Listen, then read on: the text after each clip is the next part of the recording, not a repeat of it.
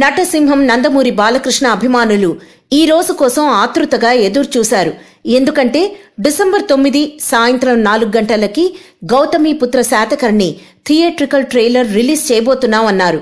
16న తిరుపతిలో audio release అన్నారు. కానీ ఇప్పుడు ఆడియో ఫంక్షన్ డిసెంబర్ 22 నుండి 24 మధ్య జరగబోతోంది. పోస్ట్ పోన్ చేయడానికి రీజన్ ఏంటంటే ముందు అనుకున్న 16వ తారీఖున సీఎం బాబు, వెంకయ్య నాయుడు, హేమమాలిని అందుబాటులో ఉండరంట. అయితే ఆడియో రిలీజ్ అనుకున్న 16న మాత్రం ట్రైలర్ రిలీజ్ చేస్తారంట. చివరి నిమిషంలో పోస్ట్ పోన్డ్ అనేసరికి మా బాలయ్య సినిమా సంక్రాంతికి వస్తుందా లేదా అని నందమూరి అభిమానులు కంగారు పడుతున్నారు.